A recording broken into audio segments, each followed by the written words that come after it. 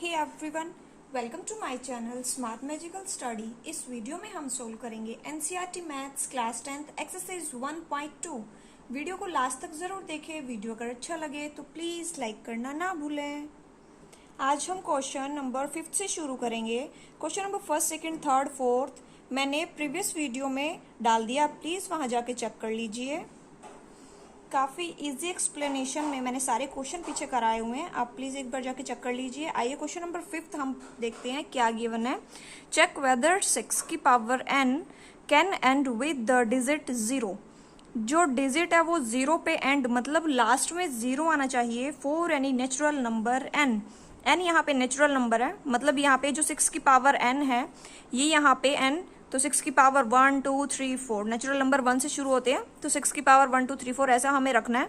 और इन्होंने बोला है कि जो डिजिट है वो उसका जो एंड है, मतलब जो लास्ट वंस प्लेस है उस पर 0 आना चाहिए। ऐसा हमें क्वेश्चन सोल्व करना है। आइए सोल्व करते हैं। लास्ट डिजिट पे हमें 0 लेना है। इसका मतलब अगर मैंने लिया यहाँ पर 10, क्योंकि लास्ट डिजिट पर मेरे पास 0 है। आइए इसका क्या करते हैं, प्राइम फैक्टर्स निकालते हैं इसके। तो क्या बनेगा, यहाँ से मैं इसको 2 पे हमेशा सबसे छोटे वाली वैल्यू का यूज करते हैं, सबसे पहले सबसे छोटे वाले डिजिट का। तो ये यहाँ से आएगा 5 मेरे पास। जब हम इसका क्या लेंगे, प्राइम फैक्टराइजेशन निकालेंगे, तो यहाँ से आएगा मेरे पास 5। क्यों? क्योंकि क्या है, ये एक प्राइम नंबर है तो ये सिर्फ अपने ही टेबल पे जाएगा और 1 पे जाएगा। तो यहाँ से क्या हुआ, 5 1 5। अब कोई दूसरा सा डिजिट लेते हैं जिसका मतलब लास्ट में 0 आता है। जैसे मैंने 20 लिया, 20 का हम क्या निकालेंगे, प्राइम फैक्टर निकालेंगे। 2 से ही निकलेगा, क्यों? क्योंकि पीछे 0 है हमारे पास। तो सबसे छोटा अगर हमें डिजिट लेना है वो 2 ही होएगा, यहाँ पे होगा। डिविजिबिलिटी रूल होता है ये हमारे पास। तो मैंने इसको 2 के साथ डिवाइड किया तो मेरे पास आया 10। और 10 यहाँ पे फिर से क्या है, 0, तो ये फिर से मेरे पास 2 के साथ डिवाइड हो जाएगा। मेरे पास आएगा 5। 5 क्या यहाँ पे प्राइम नंबर है तो ये 5 से ही डिवाइड होगा, मेरे पास आएगा यहाँ पर 1। तो आप एक चीज देखो बच्चों, जब भी लास्ट डिजिट पर अगर 0 आया तो उसके प्राइम फैक्टर 2 और 5 ये तो कंपल्सरी है, ये तो आने ही चाहिए, ठीक है। क्योंकि यहाँ पे भी देखो हर जगह हमें ऐसा ही मिल रहा है, 2 और 5 तो है ही है, पक्का कंपल्सरी होता है ये 2 और 5 का आना। 2 मल्टीप्लाई 2 तो देखो यहाँ से 2 है 5 है, इधर भी 2 है और 5 है। तो जो क्वेश्चन में हमें बोला गया, 5th क्वेश्चन में गिवन है कि उसका and 0 and with the digit 0। हमें चेक करना है क्या 6 की पावर n भी ऐसा ही है कि वो भी एंड होगी विद द डिजिट 0 को लेकर। आइए अभी से सोल्व करेंगे। अगर हमें एंड पे 0 चाहिए तो हमारे पास कंडीशन क्या है कि हमें 2 × 5 के क्या चाहिए, प्राइम फैक्टर चाहिए। जो हमने अभी बोला उसको अभी इंग्लिश में लिखते हैं। आइए लैंग्वेज में उसको लिखेंगे जरा। हमें लिखना है सबसे पहले, if any number and with 0, if any number and with 0, तो उसकी प्राइम फैक्टराइजेशन की कंडीशन क्या है कि 2 और 5 आने ही चाहिए। तो मैं लिखूंगी their prime factorization, their prime factorization क्या होनी चाहिए, मस्ट बी, ये कंपल्सरी है। क्या होनी चाहिए, 2 और 5 होनी चाहिए। तो मैं इसको लिखूंगी 2 की पावर n लिख सकते हो, m लिख सकते हो, 2 की पावर m और 5 की पावर m, कुछ भी हो सकता है। इसकी पावर 1 2 3 4, 2 का फिर मतलब एक बार आ सकता है, 2 बार 3 बार 4 बार, ऐसे ही 5 एक बार आ सकता है, 2 3 4, कुछ भी लिख सकते हो, ठीक है। अभी जो क्वेश्चन में बोला था कि एंड विद 0, हमने आपको एग्जाम्पल करके दिखाया। इन्होंने बोला कि 6 की पावर n का करके दिखाओ। तो आइए हम 6 की पावर n का करते हैं, क्योंकि क्वेश्चन में 6 की पावर n का ही पूछा है। सो इफ वी फैक्टराइज 6 की पावर n, तो क्या होगा, यहाँ से करके देख लेते हैं। 6 को फैक्टराइज करेंगे तो ये 2 के टेबल पे जाता है, तो 2 3 ज़ा 6। अब ये एक क्या है, प्राइम नंबर है, तो ये अपनी ही टेबल से डिवाइड होगा 3। तो आइए देख लेते हैं, 6 का फैक्टराइजेशन हमने किया तो हमें क्या मिला, 2 × 3 मिला है। क्या यहाँ पर 5 आया है? नहीं बच्चों, यहाँ पर 5 नहीं आया। तो हम क्या बोल सकते हैं, यहाँ अभी सबसे पहले हम लिखेंगे कि जो 6 की पावर n का फैक्टराइजेशन हुआ वो 2 × 3 आया हमारे पास। 6 का किया तो 2 × 3 आया, ऊपर n लगाया पावर में, तो मैं भी n लगाऊंगी यहाँ पर। लेकिन मैं क्या बोलूँगी यहाँ से कि 6 की पावर n कांट हैव, 6 की पावर n कांट हैव जो इन्होंने बोला था वो तो हमें मिला ही नहीं, क्योंकि ये 2 × 5 की फॉर्म में तो आया ही नहीं है, तो हमें वही चीज़ लिखनी है। कांट हैव 2 की पावर m × 5 की पावर m फॉर्म, उस फॉर्म में तो ये मिला नहीं हमें। सो अब क्या होगा, तो 6 की power n can't be and with digit 0 for any natural number n। आपको समझ आया क्वेश्चन? इन्होंने क्या बोला था कि क्या है, एंड पे 0 होना चाहिए। एंड पे 0 मैंने एक एग्जांपल आपको 2 एग्जांपल लेके बताया, तो कंपल्सरी कंडीशन क्या थी कि 2 × 5 आना जरूरी है। इन्होंने 6 की पावर n का बोला था, 6 का हमने प्राइम फैक्टराइजेशन किया, हमारे पास 2 और 3 आया फैक्टराइजेशन करके, तो ये तो इस वाली कंडीशन को सेटिस्फाई नहीं कर रहे, क्योंकि यहाँ पे तो 5 है ही नहीं। तो इसलिए हमने क्या लिखा यहाँ पे, 6 की पावर n कांट हैव 2 की पावर m × 5 की पावर m फॉर्म, उस वाली फॉर्म में हमें नहीं मिला है। सो 6 की power n can't be and with the digit 0 for any natural number n। जो क्वेश्चन में गिवन था हमने एज इट इज लिख दिया उसको।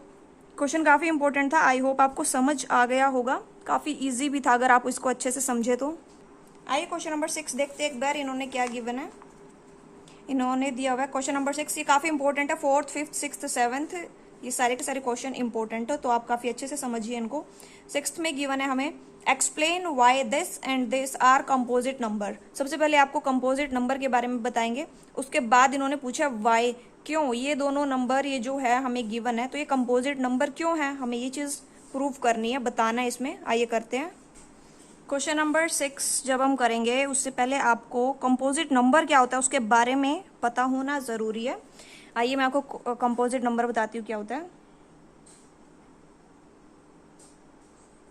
कंपोजिट नंबर्स, ये नंबर्स वो होते हैं जो अपनी टेबल पे जाएंगे, 1 की टेबल पे भी जाएंगे, साथ के साथ ये दूसरों की टेबल्स पर भी जाते हैं। जैसे मैं आपको एग्जांपल लेके बता रही हूँ, 6, जैसे हमारे पास 6 है, तो ये किस किस की टेबल पे जाएगा अगर हम इसका प्राइम फैक्टराइजेशन करेंगे। वैसे आपको वैसे भी पता होगा कि ये 2 की टेबल पे भी जाता है, ये 3 की टेबल पे भी जाता है, ये अपने टेबल पे भी जाएगा 6 पे, और ये 1 पे भी जाएगा।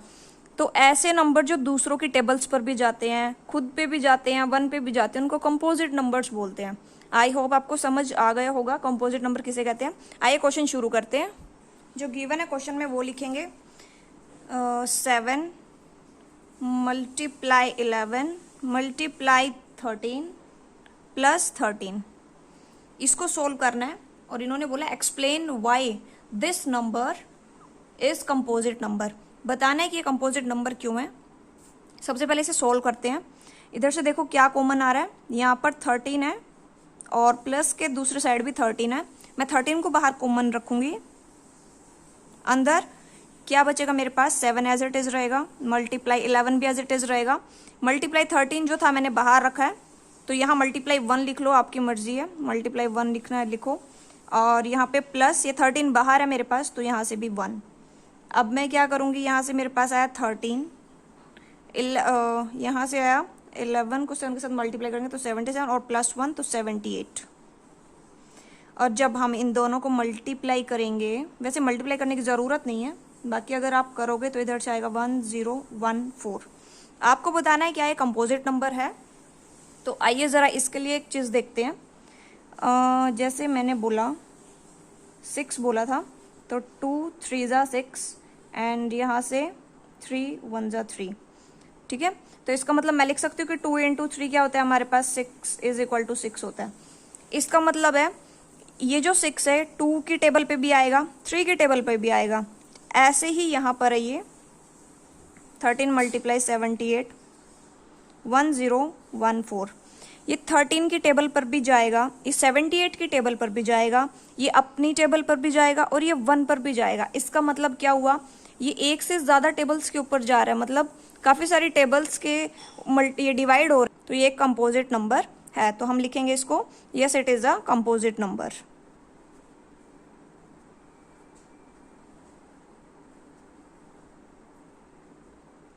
ऐसे ही हम सेकंड वाला करते हैं जो इन्होंने दिया है, 7 multiply 6 multiply 5 multiply 4 multiply 3 multiply 2 multiply 1 + 5।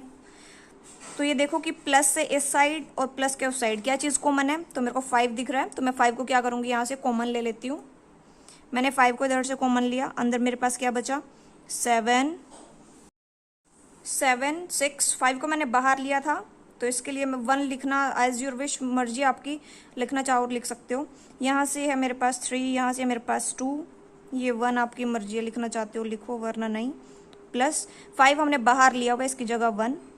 अब मैं इसको सोल्व करूँगी, मेरे पास आएगा 5 मल्टीप्लाई इधर से मेरे पास, अगर मैं इसको सोल्व करती हूँ मेरे पास आएगा, इसको सारा को सोल्व करके मेरे पास आएगा 1008 इधर से n + 1 मेरे पास ये आया। इसको सोल्व करूँगी अंदर तो 1009 होगा इधर से, 5 मल्टीप्लाई 1009। अब ये देखो, इसको अगर मल्टीप्लाई करने पर क्या मिला हमें 5045 मिलेगा। तो ऐसी ही कंडीशन यहाँ पर है, ऐसे ही कंडीशन यहाँ पर है। जो 6 से ये 2 से भी डिवाइड होगा, 3 से भी डिवाइड होगा, 6 से भी होगा और 1 से भी होगा। ऐसी ये जो डिजिट आया हमारे पास सोल्व करके, ये 5 से भी डिवाइड होगा, ये 1009 से भी डिवाइड होगा, अपनी टेबल से भी डिवाइड होगा और 1 से भी डिवाइड होगा। तो इसका मतलब क्या है, ये भी एक कंपोजिट नंबर है। ये कंपोजिट नंबर है। आइए इसको थोड़ा लैंग्वेज में लिखते हैं। कंपोजिट नंबर क्यों है ये, क्यों है, क्योंकि number is divisible by, because जो नंबर है ये क्या है, divisible by, number is divisible by, देखो 1 प्लेस पे 5 है तो 5 के साथ तो होगा ही, और साथ में अदर नंबर, दूसरे नंबर के साथ भी ये होगा, divisible by 5 and other number. So मैं क्या कह सकती हूँ, so it is a composite number. ये आपका क्वेश्चन कंप्लीट हो चुका है। आई होप आपको समझ आ गया होगा, काफी इजी क्वेश्चन था। आइए क्वेश्चन नंबर 7 देखते हैं। क्वेश्चन नंबर 7 में गिवन है हमें, there is a circular path around a sports field. Circular path given है। Sonia take 18 minutes, Sonia 18 minutes लेती है to drive 1 round of the field, while Ravi takes 12 minute. Ravi कितना लेता है, 12 मिनट लेता है एट द सेम। सबसे पहले तो हमें यही लिखना जो इन्होंने दिया है कि Sonia takes 18 minute and Ravi takes 12 minutes. Suppose they both start at the same point. अगर उन्होंने सेम पॉइंट से शुरू किया है, सेम टाइम पर शुरू किया, and go in the same direction, same ही डायरेक्शन में वो जा रहे हैं। आफ्टर हाउ मैनी मिनट, कितने टाइम बाद, they will meet again at the starting point. आइए हमें देखना है कि कितने टाइम बाद वो फिर से स्टार्टिंग पॉइंट पर मीट करेंगे। तो सबसे पहले जो क्वेश्चन में गिवन है हमें वही लिखना है। Sonia take 18 minute and Ravi take 12 minutes. Sonia take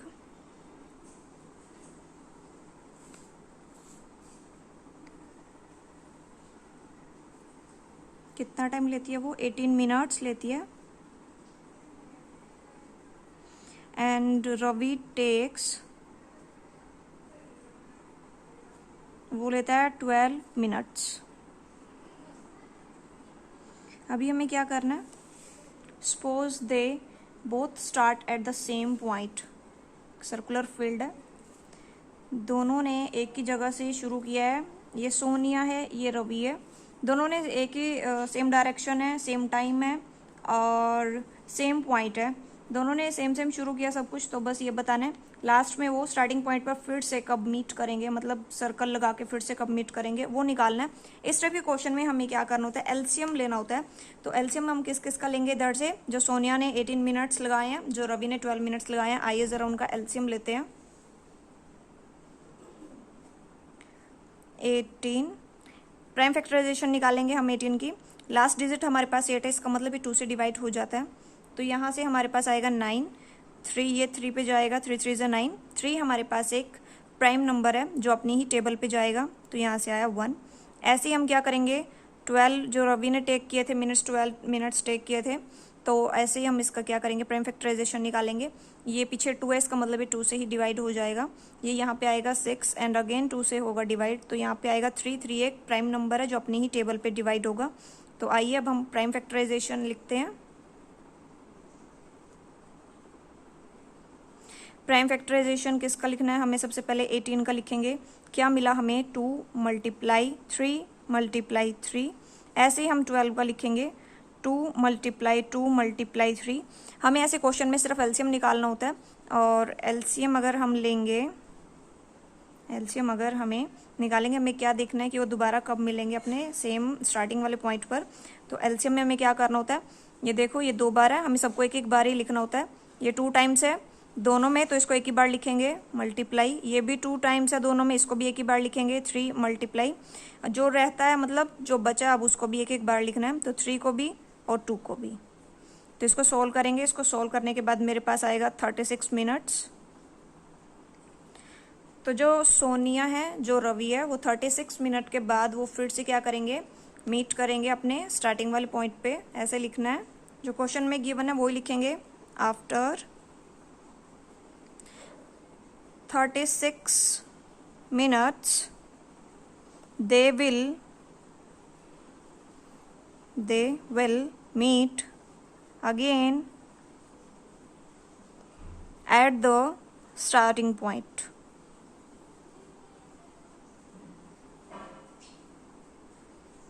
ये आपका क्वेश्चन नंबर 7 यहाँ कंप्लीट हो चुका है। 1.2 आपकी कंप्लीट हो चुकी है। आई होप आपको समझ आई होगी। तो please press the subscribe button and the bell icon right next to it, जिससे कि हर वीडियो का नोटिफिकेशन समय समय पर मिल जाए। And give us a thumbs up if you like this video. Thank you.